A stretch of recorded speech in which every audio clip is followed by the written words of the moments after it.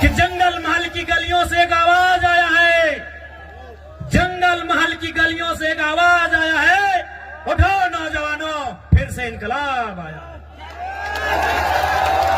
क्या आप तैयार हैं? और बैंक है, they have their vote banks because they are from NDA and India. कोई फर्क नहीं कैंडिडेट कौन होगा, who will be the candidate. आप इंडिया से हैं, इंडिया गठबंधन से हैं, ये लोग आपको वोट करेंगे। आप एनडीए से हैं, ये लोग आपको वोट करेंगे। I am an independent new Qamar party.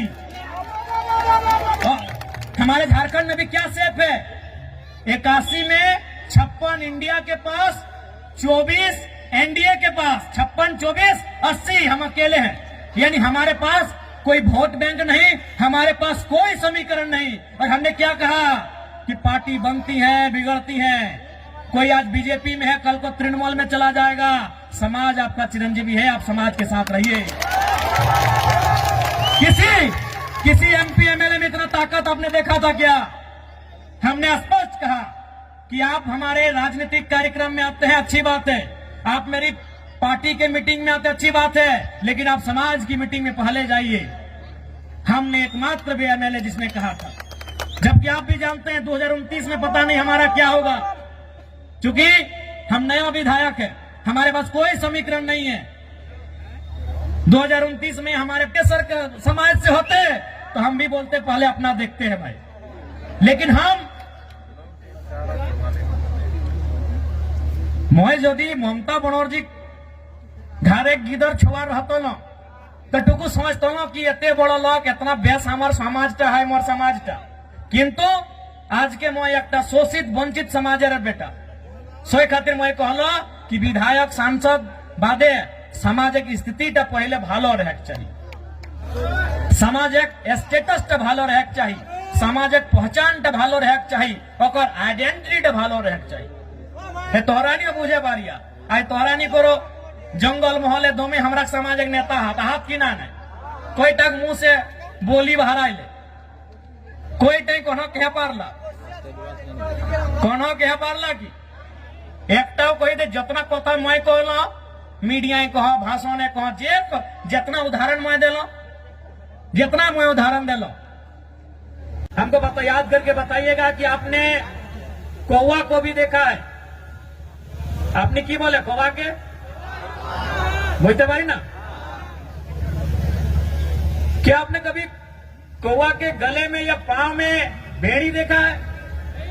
क्या उसे कभी पिंजरे में देखा है? क्या उसे कभी किसी रस्सी में या किसी भी प्रकार से बंधन में देखा है? नहीं देखा है। आपने क्यों कौवा के बंधन में देखे छी ना? क्यों नहीं देखा है? तो कौवा भले काला होता है, देखने में भले आपको बुरा लगे, देखने में बदसूरत लगे, लेकिन जो वो काव काव काव काव चिल्लाता है, काव काव जो करता है ना, उसकी मातृभाषा। और जो मातृभाषा बोलते हैं, मातृभाषा यानी हमारी मातृभाषा, हमारी परंपरा, हमारी संस्कृति, जो मातृभाषा बोलते हैं वो कभी गुलाम नहीं होते, उन्हें कभी कोई गुलाम नहीं बनाता। आपने सुगा क्यों देखे थी?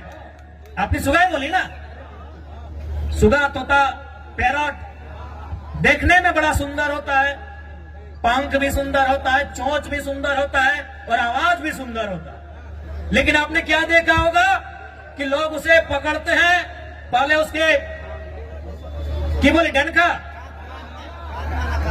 काना सबसे पहले उसको तोड़ देते हैं, पांव में भी जरूरत पड़े तो एक दो उसका तोड़ देते हैं और उसको भर के कहां रखते हैं? लोहे के पिंजरे में। भले उसको खाने के लिए चना दे, मूंगफली दे, लेकिन उसको गुलाम बना के रखते हैं। रखता है कि नहीं? क्योंकि जो मिट्टू जिसे कोई तोता कहता है, कोई सुगा कहता है, कोई पैरट कहता है, भले वो दिखने में सुंदर है, हरा है, चोंच लाल है, खाता भी बढ़िया बढ़िया है, लेकिन वो भाषा का नकल करता है। टेम टेम टेम टेम उसकी भाषा नहीं है, वो भाषा का नकल करता है, वो किसी और की भाषा को बोलने का प्रयास करता है, इसलिए लोग उसे गुलाम बना के रखते हैं। तो इसलिए एक बात तय कीजिए कि आपको आजाद रहना है या गुलाम रहना है। तो भैया अगर आजाद तो आपको उस कौवे की तरह अपनी संस्कृति, अपनी परंपरा, अपनी आइडेंटिटी, अपनी पहचान, उसके साथ आपको जीना होगा। तो क्या ये नौजवान पीढ़ी जो हमारा आने वाला भविष्य है, क्या वो आज के इस कार्यक्रम के माध्यम से ये प्रतिज्ञा लेंगे कि आप अपनी परंपरा, अपनी संस्कृति, अपनी मातृभाषा को बचाएंगे? क्या आप प्रतिज्ञा लेंगे? क्या आप अपने सामाजिक कार्यक्रमों को, अपने सामाजिक आंदोलन को आगे बढ़ाएंगे? क्या आप प्रतिज्ञा लेते हैं? आज आपको ये प्रण लेना होगा, क्योंकि 21वीं सदी में हम जी रहे हैं। आज बहुत जल्दी हम लोग दिशा से हट जाते हैं, अपने रास्ते से भटक जाते हैं। इसलिए आज नौजवान पीढ़ी को विशेषकर आपको ये प्रण लेने की आवश्यकता है कि आज हमारी पहचान क्या है, हमारी परंपरा क्या है। उस पहचान को, उस परंपरा को, उस भाषा, उस संस्कृति की विरासत को, उसे सुरक्षित रखना है। आज हमें ये प्रण लेना होगा। ठीक है दादा, टुकु बोसुन, नमस्कार नमस्कार। তুমি নিয়েছি নাই, আমি বুঝতে পারি তুমি বসুন। आज ये प्रण लेने की आवश्यकता है, और विशेषकर जंगल महल के नौजवानों, मेरे भाइयों, मेरी बहनों, मेरे अभिभावकों, मुझे अफसोस होता है, मुझे दुख होता है आपको यहां देखकर।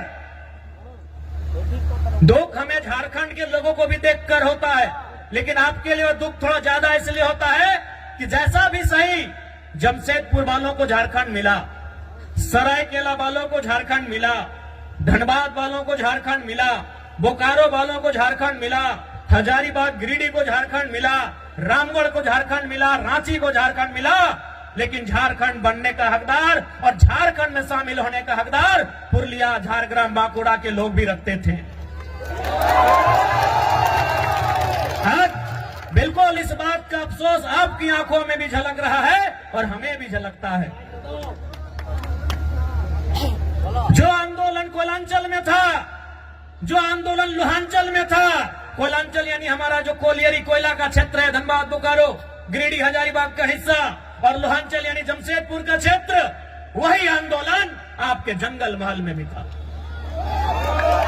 जो त्याग कोयलांचल वालों ने किया था, जो त्याग लोहांचल वालों ने किया था, वह त्याग जंगल महल वालों ने भी किया था। लेकिन आज कोयलांचल वालों को, लोहांचल वालों को कहने के लिए झारखंड मिला, हालांकि अधिकार वहां भी उनको नहीं है। आज भी वहां उनको मजदूरी के लिए तरसना पड़ता है। उनकी जमीनों में कोयला, उनकी जमीनों में अभ्रक, उनकी जमीनों में लोहा, उनकी जमीनों में लगभग 80 प्रकार के मिनरल्स पाए गए हैं, लेकिन आज उन्हें नौकरी के लिए तरसना पड़ता है। लेकिन हाँ, उनके पास कहने के लिए है, हमारे काछे ए शब्द आछे कि हमरा झारखंड, हमरा पवाली झारखंड, लेकिन आपके पास वह भी कहने को नहीं है कि हमारे पूर्वजों ने, हमारे बाप दादा ने जो आंदोलन किया था, जो संघर्ष किया था, उसके बदले आप उस झारखंड का हिस्सा नहीं बन पाए। तो कहीं ना कहीं इसमें भी साजिश है, साजिश है, बहुत बड़ी साजिश है। तो इसलिए नई पीढ़ी को यह प्रण लेना होगा कि हमारे पूर्वजों ने आंदोलन को जहां लाकर छोड़ा है, वो विरासत जो हमें देकर गए हैं, उस विरासत को यहां से फिर से हमें लेकर जाना होगा। क्या आप तैयार हैं? कि जंगल महल की गलियों से एक आवाज आया है, जंगल महल की गलियों से एक आवाज आया है, उठो नौजवानों, फिर से इनकलाब आया। क्या आप तैयार हैं? और देखिए नौजवानों, मेरे भाइयों, हम जिस रास्ते में चलने जा रहे हैं, जो कार्य हम करने जा रहे हैं, मानते हैं आसान नहीं है, एक काजटा सरल नहीं आछे, किंतु असंभव भी नहीं है। मानते हैं वो काम आसान नहीं है, वो काम सरल नहीं है, लेकिन वो असंभव भी नहीं है। आज हमारे समाज का जो मांग है शेड्यूल्ड ट्राइब इंक्लूजन का, आज ये लड़ाई भी आज ये मांग भी परसों नहीं दशकों पुरानी है। इसलिए एक बात हमेशा याद रखिए, आज चाहे सामाजिक आंदोलन हो या किसी प्रकार का आंदोलन हो, जो लोग अगुवाई कर रहे हैं, जो लोग लड़ रहे हैं, शायद वो कल नहीं होंगे। आज हम लोग भी कल नहीं होंगे, लेकिन आपका समाज, हमारा ये बृहद समाज जो हजारों लाखों साल पुरानी परंपरा और संस्कृति से परिपूर्ण है, वो समाज रहेगा। इसलिए आपको उस बागडोर को, उस विरासत को अपने हाथों में लेकर आगे बढ़ना है। मैं आप सभी से कहना चाहूंगा। और आज जब भी आप किसी आंदोलन के लिए जाते हैं, जब आप संघर्ष का रास्ता चुनते हैं, आपको त्याग करना पड़ता है। बिना त्याग का आपको मंजिल नहीं मिलेगा। आज आपको त्याग करना होगा। आप कहेंगे कि हमें भोग का रास्ता भी चुनना है, हमें ऐसो आराम का भी रास्ता चुनना है, और हमें मंजिल की ओर भी जाना है, हमें अपने सपनों को भी साकार करना है, तो संभव नहीं, आपको त्याग करना होगा। आज का समय त्याग का है, और जो नौजवान त्यागी बनकर इस रास्ते में आएंगे, तभी हमारा समाज उत्थान की ओर जाएगा। इसलिए इस पीढ़ी को तो त्यागी बनना होगा। हमारे जिले में एक वीर क्रांति दूत हुआ करते थे, शहीद शक्तिनाथ महतो। वो अक्सर कहा करते थे कि एक पीढ़ी को जेल जाना होगा, दूसरी पीढ़ी को गोली खानी होगी, तभी तीसरी पीढ़ी राज करेगी। हमारी एक पीढ़ी जिसमें शहीद शक्तिनाथ महतो स्वयं, जिन्होंने ये नारा दिया था कि एक पीढ़ी को गोली खाना होगा, और शहीद शक्तिनाथ महतो ने खुद गोली खाई। उनके साथ निर्मल दादा ने गोली खाया। ऐसे अनगिनत, गिनती हम नहीं कर पाएंगे, इतने लोगों ने गोली खाया। अब का जो समय है कि एक पीढ़ी गोली खाएगी, दूसरी पीढ़ी जेल जाएगी, ये शायद जेल की स्थिति वाला समय है। और आपने देखा पुरुलिया के जिले में, घाटशिला में हमारे 51 लोगों को जेल जाना भी पड़ा। लेकिन उन विषयों से, उन घटनाक्रम से आपको कतराना नहीं है, क्योंकि आपकी लड़ाई आपकी व्यक्तिगत नहीं है।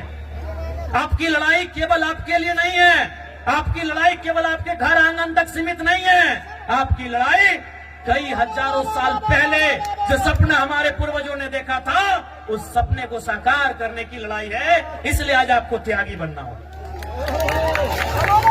इसलिए आज आपको त्यागी बनना होगा। और एक बात याद रखिएगा, जो संघर्ष को चुनते हैं वही सफलता के करीब जाते हैं। आज का समय संघर्षों का समय है मेरे भाइयों। जो भी पर्व हम लोग मनाते हैं उसका एक संदेश होता है।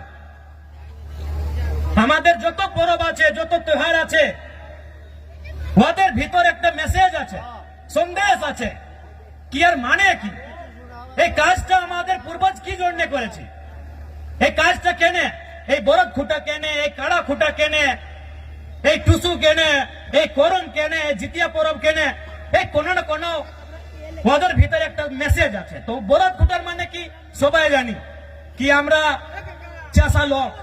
चासा लोग माने की न, सावन महीना का जो समय होता है हम वो खेती बाड़ी करते हैं, धान लगाते हैं, हार जोतते हैं। इधर भी वही टाइम होता है ना।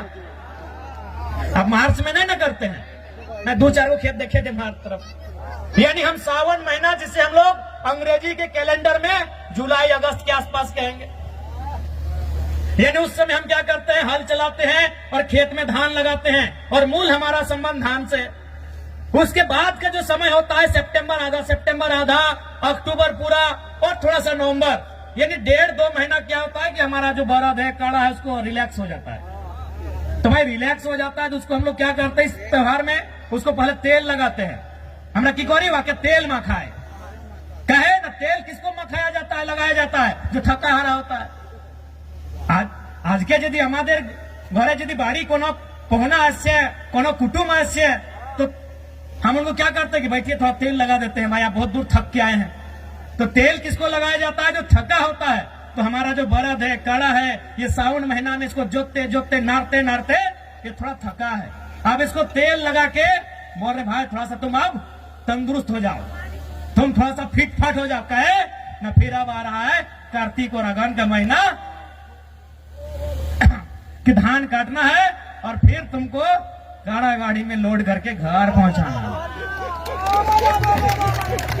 अब धान काटने के बाद फिर बरद गाड़ी में लोड करके घर भी पहुंचाना है और माड़ा भी रहना है, धान खिजाना भी है। तो इसीलिए इसको तेल लगाते हैं कि तुम अब या तुमको फिर से तैयार हो जाओ। यही हमें एटाई ना जिज्ञासा करছি कि भाई कोनो ना कोनो আমাদের त्योहार আমাদের परब मैसेज আছে, तो मैसेज की ना हम आपको तेल लगा दिया फिटफाट और अभी खूंटा भी कहे कि उसको गुस्सा दिला रहे हैं कि भाई तुम और गुस्सा हो जाओ, तुम ही रागे तुम ही रिझे। कहे ना इसी गुस्सा के साथ मेरा खेत से धान उठाना, हम लोग का खेत भाई सबका आधा खेत आसान नहीं है। कुड़मीर खेत से धान उठाई के लाना आसान है कि? तो वही उसको गुस्सा दिलाते हैं, सूप से मंदिर बजा के ऐसे मैंने उसको हलकार के कि भाई हाँ तुम गुस्सा करो, तुम गुस्सा करो, हम चाहते तुम गुस्सा करो, और उस गुस्सा के बदले जब हम धान खेत में तुमको नारेंगे फिर उठा के उसको बाहर लेके आना है। तो ये है हमारे बरद खुटा करने का हम पीछे हमारे पूर्वजों का मतलब कि पहले तेल लगा के तुमको तरोताजा करेंगे। क्या कि सावन महीना के बाद तुम कुछ काम नहीं किया है, तुम आराम से घर में बैठा है और सावन महीना के बाद हरा हरा घास मिलता है और जितना बढ़िया बढ़िया खाना खाने पर थोड़ा आदमी आलसी हो जाता है, तो इन लोग भी आलसी हो गया थोड़ा। तो इसीलिए अब फिर से आ गया है टाइम कार्तिक महीना का, अगहन महीना का। अब इन लोग को